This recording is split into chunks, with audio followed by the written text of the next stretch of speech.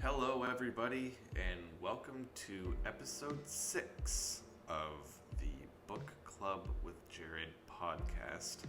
I am your host, like always, Jared, and I will be accompanying you guys for the next 50 to 54 minutes today.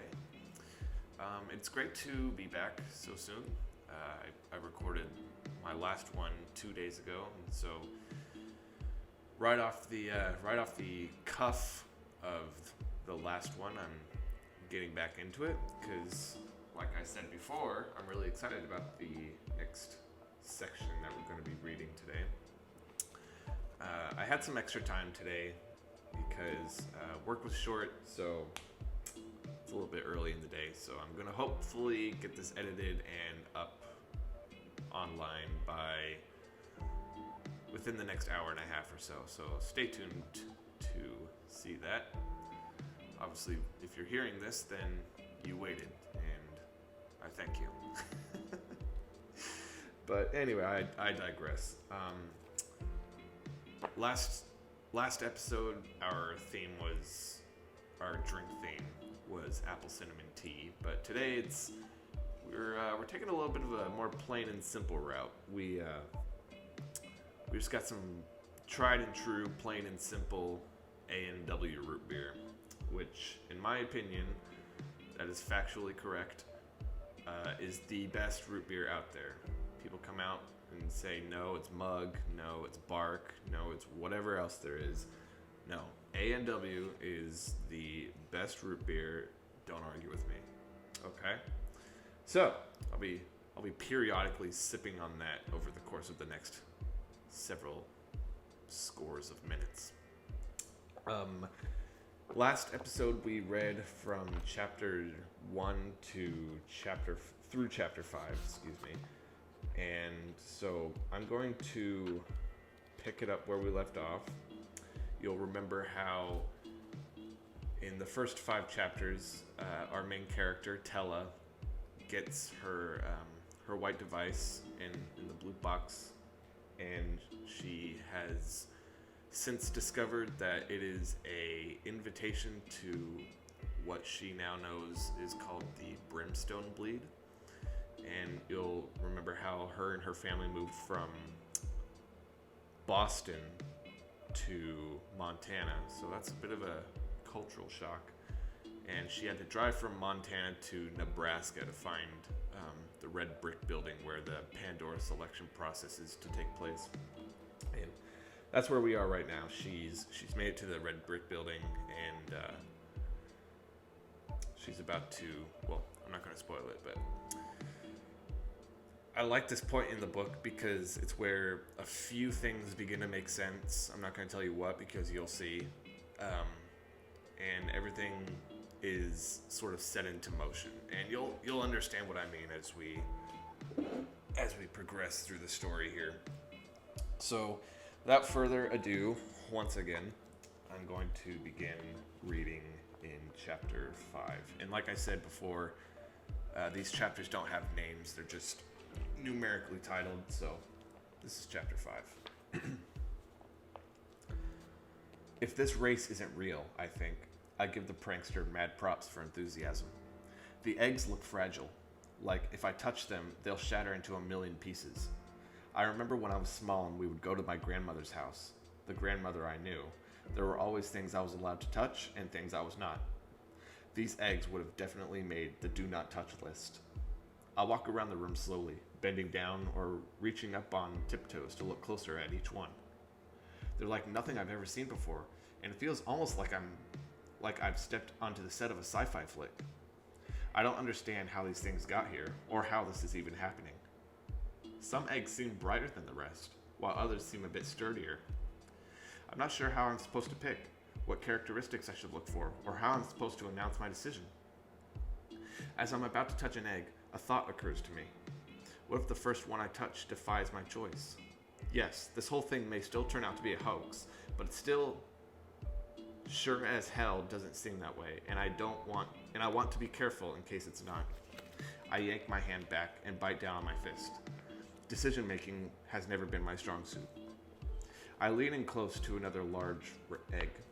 my breath causing the colors to swirl and change. It's so beautiful, and isn't it always more fun to have the bigger present at Christmas? A decision must be made, and if I let myself contemplate what's inside each egg any longer, I'll never make one. Eeny, meeny, miny, I point to the large egg in front of me. Mo. My hands are almost on it when I hear a thundering on the stairs behind me. I spin around and listen. It sounds like the hail during a bad storm, and it's getting louder and closer. Moments later, people of all ages spill into the room in a frenzy. They race toward the eggs, their eyes wide and their hands outstretched.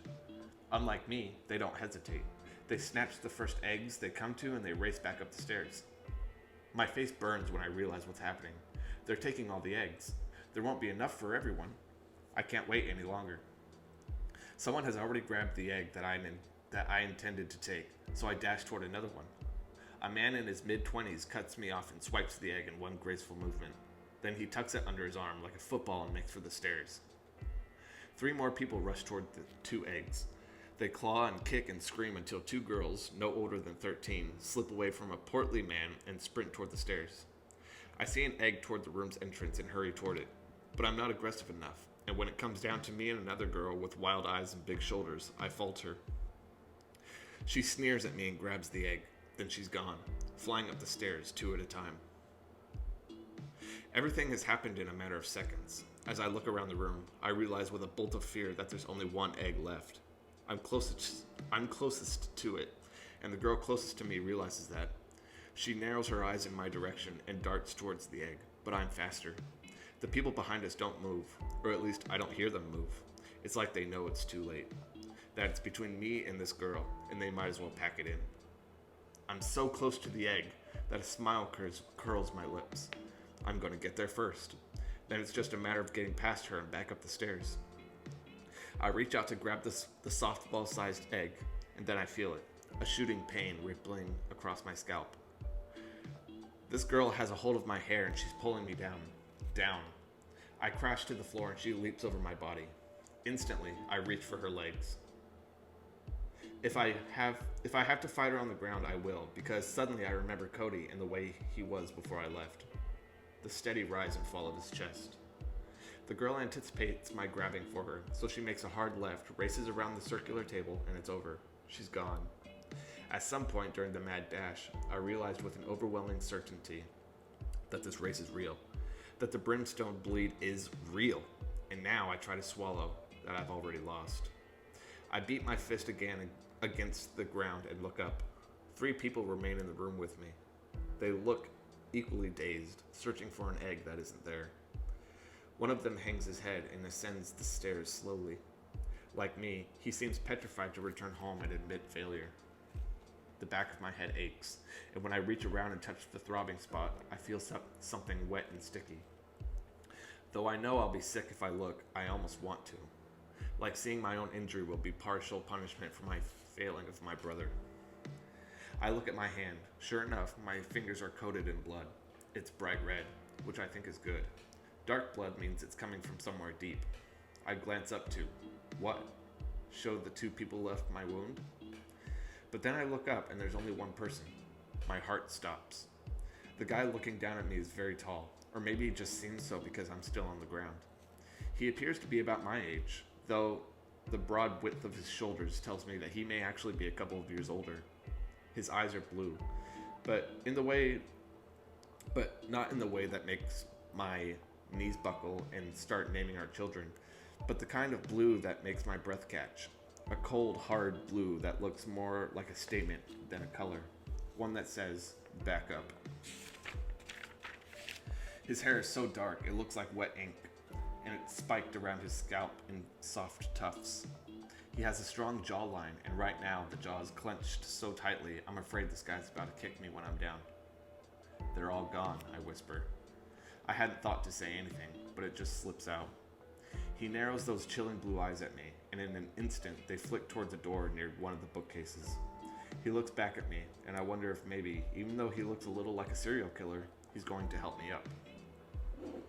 His gaze lands on my hair and on the feather woven into it. Then he turns and walks toward the stairs, carrying a colossal egg under his arm. I contemplate fighting him for it, but it's easily the biggest egg I've seen tonight. Then I realize it's pointless. I'm dizzy from hitting my head, and this guy looks like he works out for a living.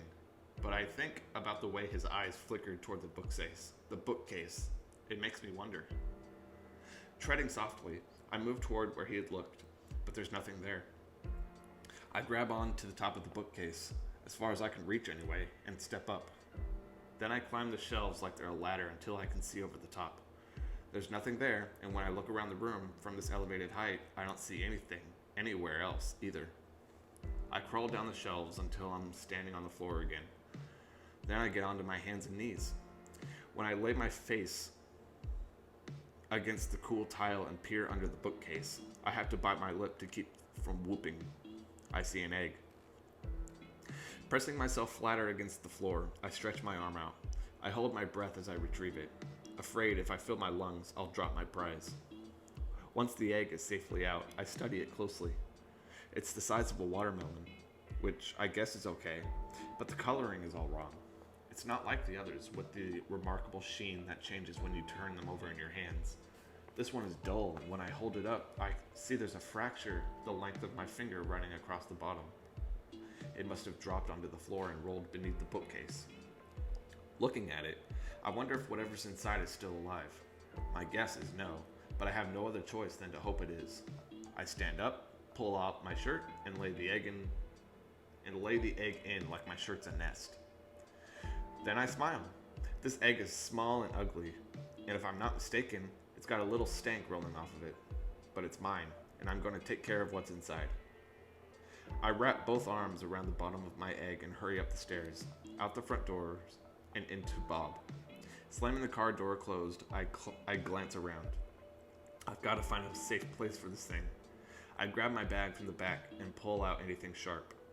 When all that's left is a soft clothing, I nestle my egg inside, take one last look at it, then zip the bag back up.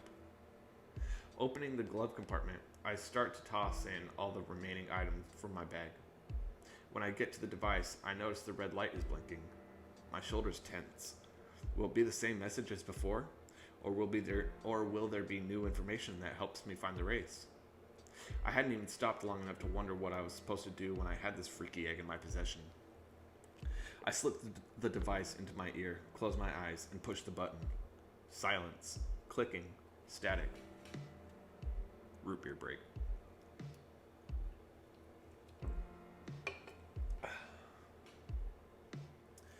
Congratulations. You've chosen Pandora Companion KD-8. Each Pandora is unique in its design, and your Pandora is no exception. Please stay tuned for a message from the creator of KD-8.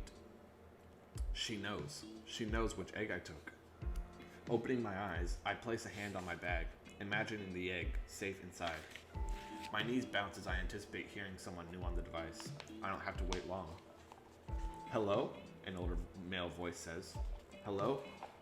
Okay, I'm Creator Collins, and I generated Pandora KD-8. I cannot tell you much about our Pandora, as there are strict rules about such things. The man pauses, as if he's afraid to say too much. But I can tell you I've spent my entire professional life conceptualizing KD-8's capabilities, and I hope that you find them useful inside the Brimstone Bleed. While you must discover KD-8's abilities for yourself, please know that I have the utmost faith in his ability to reveal his strengths when the time is right. Good luck to you, contender, and the man hesitates again. And I hope you care for KD-8 as I have. My mind buzzes thinking about the man who created my Pandora, Creator Collins. He sounds like an okay guy. His voice is that of a man who owns too many sweaters, like the way he seems to care about KD-8. It makes me think that there might be something special about my egg. I wonder if he made other Pandoras, or if it's only one creator per Pandora. Something about the way he hoped I would care for KD-8. The way he did makes me think it's a one-to-one situation. And who are those creators anyway? I instantly picture mad scientists with big white hair and plastic goggles. I insert cache of lightning. I keep listening, and within seconds, the woman whose voice I've already memorized returns. Please report to Lincoln Station and take the train to Walden. You have 1 hour. The deadlines thing is already getting old. I'm a girl who doesn't like to be rushed, but apparently that's a big thing in this race. I'm quickly learning that I'll have to adjust. Be someone who rolls with the punches. Pulling Bob's visor down, I check myself out in the mirror. Mascara runs down my cheeks, and heavy bags droop beneath my eyes. My hair is everywhere, but when I touch a hand to the back of my head, I don't find any more blood. That's a win. It almost pains me to see myself this way. Even living where no one could judge me besides my family, I prided myself on looking fabulous. And now I look like the bride of Frankenstein. Running my fingers through my hair, I think about how I should be racing toward Lincoln Station, but the compulsion to repair my face is too strong.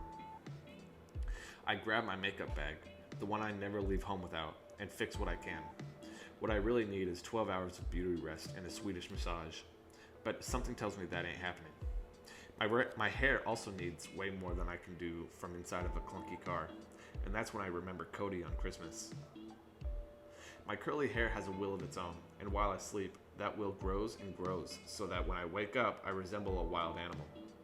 Cody refers to my hair as a lion's mane, and last Christmas, when he'd only been sick a few months, he constructed an actual mane from fox hair and a headband.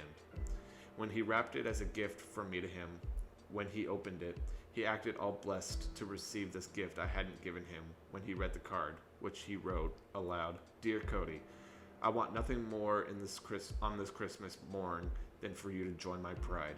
Roar." At Roar, he clawed the air.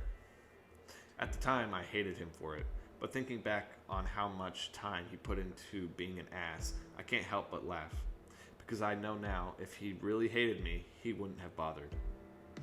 I pull my hair in front of my face and study it up close. It's the hair my father gave me, the hair my mom thinks is beautiful. I've always had a love-hate relationship with it, but some girl yanked it to bring me down tonight. And now I know that this race is real. I can't let anything stand in the way of me winning. My brother's life, Cody's life depends on it. Before I can stop myself, I grab the scissors from the glove compartment and start slashing. I cut a huge chunk of hair from the base of my neck and work my way up until it's almost all gone. Tossing the scissors onto the seat next to me, I run a hand over my head. When I look back into the mirror, I grow cold. It's gone. My hair is gone. I mean, all over. There are small pieces of hair curled close to my head, but the length, the heaviness has vanished. I almost cry looking at myself. Almost. I've always hated my hair, but now I don't even look like me. My brown eyes, my mother's eyes, look bigger, and my lips fuller. It's like now that the hair is gone, everything else can breathe. That's nice, I guess. But it isn't all good news. My hair has always pulled attention away from the thing I hate most, my freckles. Even my brother has never made fun of the freckles that cross my nose and stretch out along my upper cheeks. He knows that I, like everyone else, have a breaking point, and that if he brought them up, I would end him. Now it's like they're mini cheerleaders, picking up megaphones and refusing to be ignored. I press my lips together in irritation, but my face softens when I see my feather. I was careful not to cut it when I hacked my hair off. I lean my head back and re-inspect my reflection, try to see things in a new light. With curls trimmed close to my head and a roughish green and blue feather dangling over my right shoulder, I decide I just might seem like someone who would enter a daring race and win. And that's the end of chapter 5. Sorry I'm stuttering all over the place. I don't know what that's about. I'm a little out of breath too. Maybe I'm dying. Probably am. So in this chapter, she found her egg, and all the other eggs in the building were taken. So she got one just in time. Well, sort of. She was about to leave and admit defeat when she found an egg underneath the bookshelf. So she has an egg now, and everything's all cool. And she has to go to Lincoln Station now and catch a train.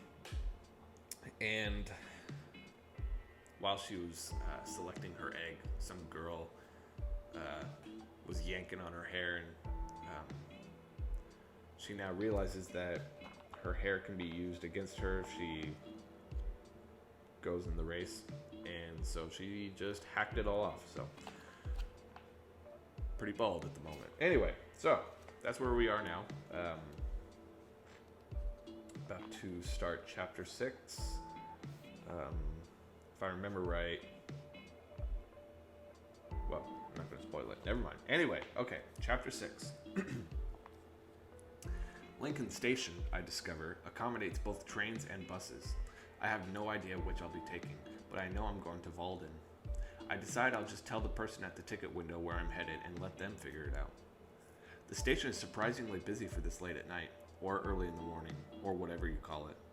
The floor is covered in small white tiles, and overhead there's a vast skylight that would probably be pretty awesome during the day.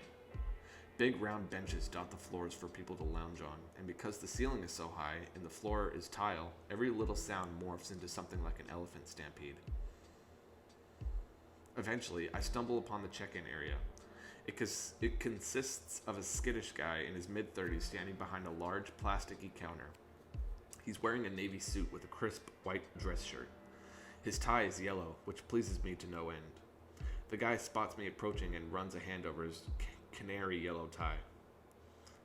Then he does it again and again. It's either his first day on the job or my being a girl makes him extremely uncomfortable. "Hi," I say to the nervous guy. "I need to go to Walden. No point in being around the proverbial bush." My request pushes Yellow Tie Man over his edge. His eyes get enormous and he actually starts to sweat. "Walden?" he croaks. "Yeah, Walden. I'd like to go there." I lay my allowance on the counter as proof of my seriousness. The guy looks around like a SWAT team is about to bust up his convo and pushes my money back toward me. "Are you sure you want to go to Walden?" Yeah, I'm sure." But now the guy's glistening brow has become a dripping, glistening brow, and I'm suddenly not so sure at all. Maybe Walden isn't somewhere I want to go. Maybe it's in the center of a volcano, and that's something I'd like no part of. "Can you remind me what state Walden is in?" The yellow tie trembles, and so does the man behind the shoddy counter. "It's not a place. It's just a word to let me know." He stops to wipe his forehead, and I feel my own brow prick with sweat. The explanation does not make me feel better about things. Eyeing my backpack, he slides a ticket across the counter. I expect it to be laced with acid that'll burn my skin off, but as I take it, I realize my fingers will survive, and so will my allowance, since this dude is apparently giving me a free ride. I shove the cash back in my pocket. "Where do I go?" I try to sound more confident than I am, which is not at all. "You'll take train 301 down that way." He points over his shoulder to the right. Then he backs up, like he can't wait to get rid of me. As I start to head in the direction he indicated, he throws his hands over his face. "I almost forgot. Why do I keep forgetting?" His hands fall. He searches for something under the table, looks around again, and reaches across the counter. "Put this on your shirt." It's a small gold serpent pin, and it's fairly heavy. When I attach it over my heart, it tugs the cloth of my long-sleeved shirt down, and the snake glares up at me with glistening green eyes. "It'll identify you," he says. I had figured as much, but it relieves me to hear him confirm my suspicion, as if my figuring out what this one thing is a sign from the universe. I'll be okay. "Thanks," I say. "Nice tie." The guy smiles, but I'm not sure I've made his day any better. I want to tell him that he didn't exactly soothe my nerves either, but he clearly wants nothing more to do with me, so I yank my backpack straps tighter and head toward the platforms. To my astonishment, I get myself onto the appropriate train without killing myself, though I'll admit it's far harder to fall onto the tracks than I'd originally thought. A woman wearing way too much rose-scented perfume shows me to my seat, which turns out to be in a sleeper car. When I first get inside the tiny room with a mini window and a cute bunk bed on both sides, I can't help but do my happy dance. Then I wonder exactly how long I'll be on this train and why I'll even need a place to sleep. The question doesn't bode well for my sanity. I mean, trains are cool and all, but not when a small white device has told you to board one to a city that doesn't exist. I hear a sharp snap and turn around. A girl my age pushes into the room, acting very much like she owns this sleeper car and all the contents in it, including myself. She has short dark hair with hard bangs cut razor straight across her forehead. Her eyes dart around, looking everywhere but at me. Seconds later, another girl walks into the room. This one looks a bit younger and a lot less hostile. She's got long, wavy hair and big blue eyes, and she stares right at me. "Hi," Blue Eyes squeaks. "Hey," I say with a nod. Then I notice a glint on her blouse. It's a serpent pin, the same as mine. I glance at the aggressive girl and notice she has one too. They're each carrying a bag, and I suddenly realize they're also packing Pandora eggs. They're contenders, I think with relief. I'm not alone. Then I remember they're my competition. I wonder how these girls got invitations, and if they also have someone they're trying to save. I wonder how any of us were chosen to compete in the race. Did whoever's running this show choose only contestants with sick family members? Do they all have the same thing? And I'm going to insert a pause right there because that is significant. And we find out why everybody was chosen for this race. I think it's in this book. Might be the next one. Anyway. These thoughts make my head spin. Regardless, there's no reason not to be polite to these girls, no matter why they're here. We're all going through this together. "I'm Tella," I say to the Blue Eyes. The girl looks at me with such relief that my heart aches. She opens her mouth to respond, but stops when someone new comes through the door. First thing I see is a shock of color. The woman's dress is so bright and so devastatingly green that I almost forget my name. It curves around every bit of her body and ends at the knee. Her bright blonde hair is pulled back into a tight twist and her lips are painted a flashy shade of red. In her left hand is a gold clutch. She's my kind of girl, a fashion guru, if you will, and I feel underdressed and underkempt in compassion. I wonder where she found her shoes. "Please sit." The woman waves a small hand toward the bunk beds.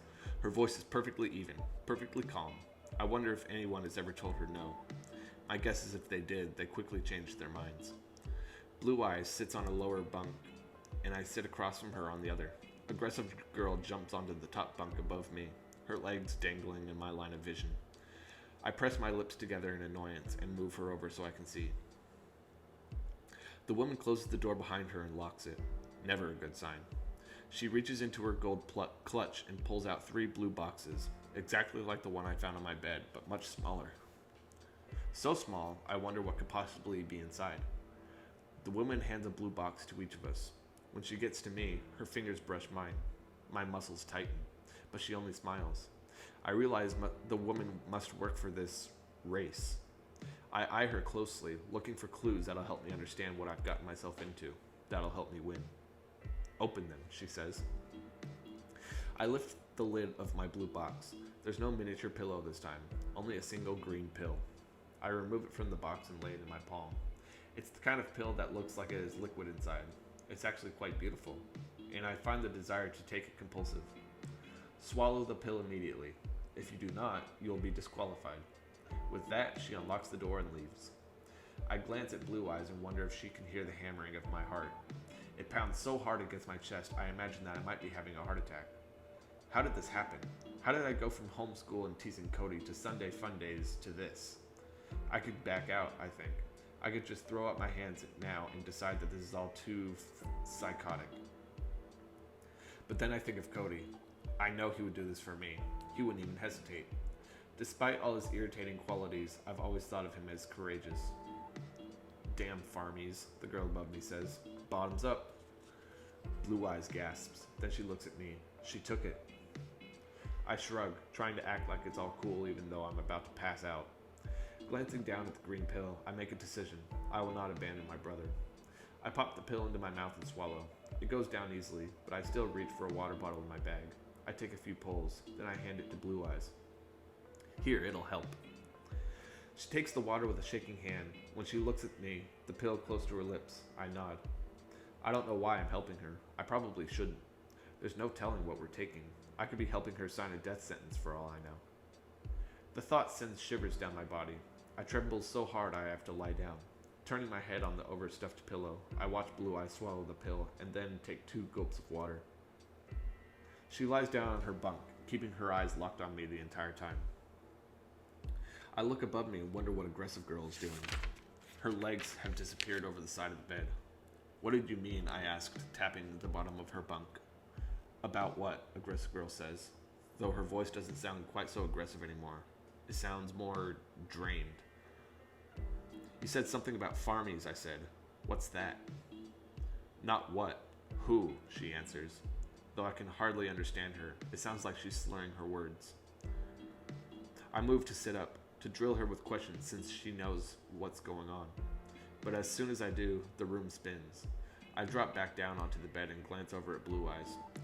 She's looking at me, her face a mask of fear. Who are the farmies? I ask aloud. My voice sounds strange. I'm not sure if I'm talking strangely or hearing differently.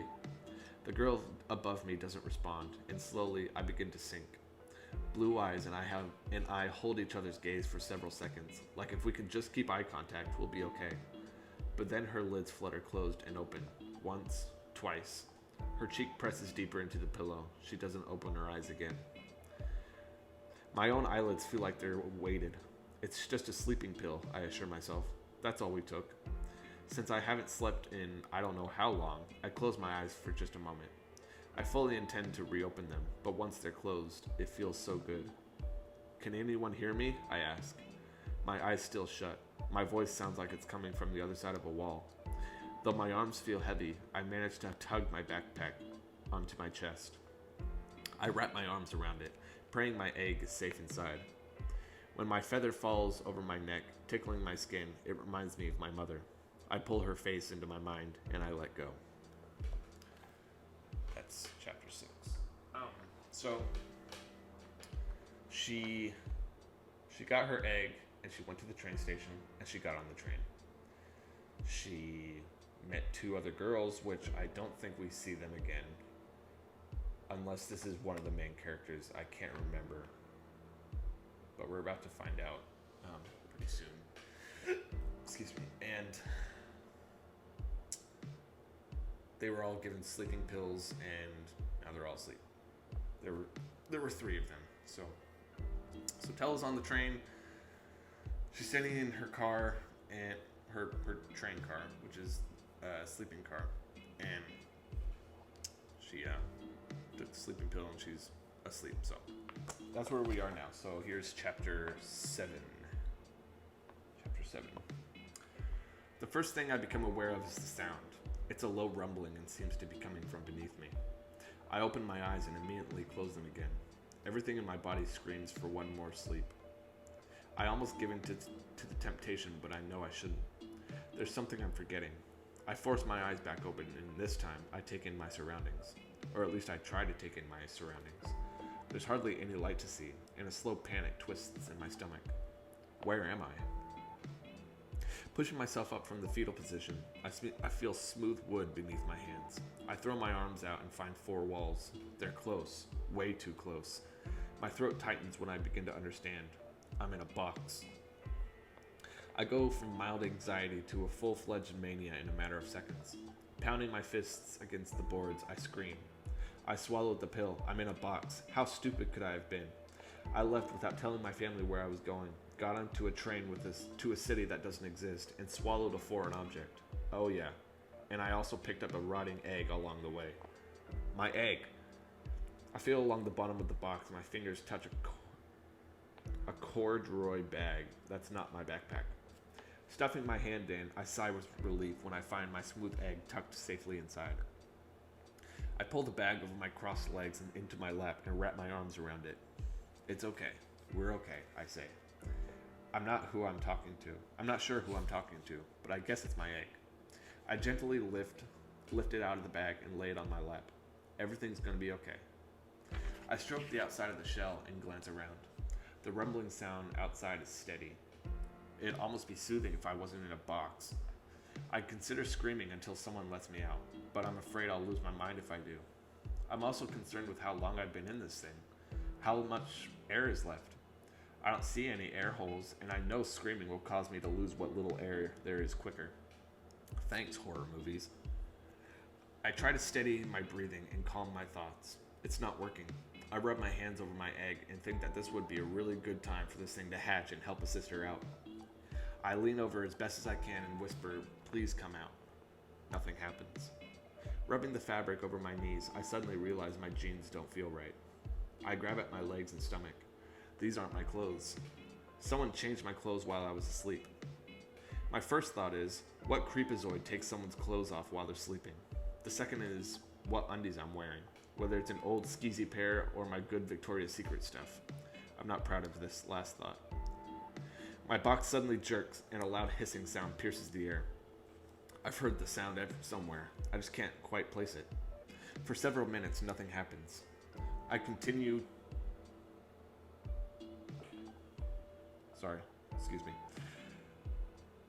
stroking the egg, reassuring whatever's inside that everything's going to be okay, even though I'm not at all sure that it is. When my box jerks again, I scream for the second time. My hands fly out and I push against the walls beside me. I close my eyes and breathe through my nose. When the box and me and my egg start swinging, it's not much, but the sensation is undeniable.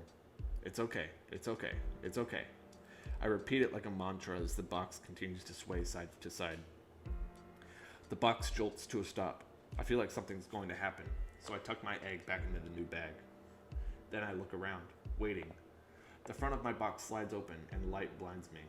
I blink several times, my arms shading my face. When I lower them, I see dozens of people wearing what looks like brown scrubs and tan boots, all standing in a forest-like area. Looking down, I realize I'm wearing the same thing. With the light, I'm able to look around the box. My backpack is gone. I figured it was, but now I know for sure. The food, the water, the cash, the photo of my family, gone. Afraid I'll be stuck forever inside this box, I grab the corduroy bag and scramble outside. When I turn around, I gasp. 2 enormous semi-trucks are parked several yards away. 100 or more boxes are stacked on the semis, and someone operating a crane is lifting each one off the bed and placing it on the ground. The semis and crane's windows are tinted, so I can't see who's inside, but I do spot 2 men opening each box that the crane sets down. They're wearing green-collared shirts and jeans, and they look like they could live in a suburb outside of Boston. One man is tall and lanky with thinning hair and enormous ears. The other almost looks pregnant with his protruding belly and twig-like extremities. I turn in a circle and watch as people of all ages, races, and genders crawl out of the boxes. There's an older woman with short blonde hair who folds her arms across her chest and scowls, and a girl with a determined expression who can't be older than 12. I spot a man who looks like he's never seen the inside of a gym, and a young woman who could pass for a physical trainer. Everywhere I look, people. These are the contenders, I realize, but they're treating us like livestock. Crazy, huh? I spin around to see a man twice my age with dark skin and enormous eyebrows. What's going on? I ask him. I don't wonder why he's speaking to me. I just want my questions answered. You don't know? He asks. No, do you? He makes a face like he's sympathetic. I don't blame your parents for trying to hide this. I would have done the same for mine. I'm guessing he means his own children, but all I can think about is what he's implying. That my parents knew about this and didn't tell me. I decide that's impossible. They wouldn't do that to me. They certainly wouldn't do that to Cody. Maybe they knew something might happen. Why else would my dad try to burn the device? But they couldn't have known everything. I notice this man's brown shirt has a gold serpent embroidered onto the pocket. When I glance down, I realize mine has the same. Where are we? I ask him. He waves an arm behind him. The starting line. I really study the area for the first time. Trees tower overhead, growing so close together that their leaves create a thick canopy. When the 2 men let me out of my box, did I really just say that? There seemed to be so much light, but now it doesn't seem that way at all. Though there is enough light to see, everything is cast in shadows. A heavy fog lounges above the trees, not helping matters. Even if the air feels different, like oxygen is more abundant here, but also somehow thicker. The thing that shocks me most is the plants. They're everywhere, in every shape and color imaginable. I have trouble finding a spot that isn't covered by long looping vines or fat palm leaves. The forest is entirely carpeted in green, a canvas of life. I breathe in the rich scent of earth and vegetation. The woman's voice inside the white device said we compete across 4 ecosystems. Remembering this, I suddenly realized that this is no mere forest, it's a jungle. We're in a jungle, I say to the man with the eyebrows, but he's already gone. I turn in a circle and count more than 100 people in brown scrubs. Some have small tan bags like mine. Others have enormous bags, and some have no bag at all. The ones with no bags carry eggs in their arms. I glance down at my own egg. Then I look at the single strap over my head and hang it over one shoulder. Sinking a hand into it, I rub the egg and try very hard not to feel claustrophobic among these trees. Many of the people around me seem okay with what's happening. Not me. Every muscle in my body aches for home. Since the race hasn't even started, I feel this doesn't bode well for my competitive edge. I hear a hissing sound that I recognize from inside the box. Spinning around, I realize it's the semi's brakes clicking off. The two men are climbing inside the crane. All the boxes have been removed from the beds of the two semis, and now the vehicles and monster crane are rolling away from us, going somewhere that isn't here. I have to fight the impulse to race after them, begging for a ticket home. I'm not cut out for this, I realize. I should be in my lavender-painted room, giving myself a milk and avocado facial, wrestling my hair into a messy but fashionable updo. My hair, which is completely gone now. The two semis pull away and follow the crane at a snail's pace. They're leaving us here. What if this is all just a sick experiment in which someone somewhere gets off by ripping people away from their homes and dropping them in precarious situations with no hope of survival? How do I know the cure is real? And is everyone else here racing for the same thing? We're all totally susceptible and perfect targets to scam. Just dangle a cure no one knows anything about and say, "Run, monkey, run." The woman in the device didn't begin to answer the questions I have, and I'm guessing no other contender knows much about this race either. Yet, here we all are. I have to leave this place, now. I push my way past a blur of faces and race toward the retreating semis. "Wait," I yell, "wait!" The contenders turn and watch me with visible disgust, but I don't care. I can't be left out here with nothing to go on besides the winning prize will be the cure. I'm only a few yards away from the semi-truck when a commotion ripples across the contenders. They're all moving, shifting their weight and searching in their bags. When I spot a handful of people near me place the white devices in their ears, I realize what's happening. I stop running and gasp. It isn't hard. It's like the air wants nothing more than to fill my lungs. This is the jungle, and apparently its goal is to make everything grow. I fumble in my bag, pushing my egg to the side until I feel the smooth plastic. Pulling my device out, I realize that the light is blinking. It taunts me to make a decision. Keep chasing down my only way out of this hellhole, or stop and listen. Blink, blink, blink.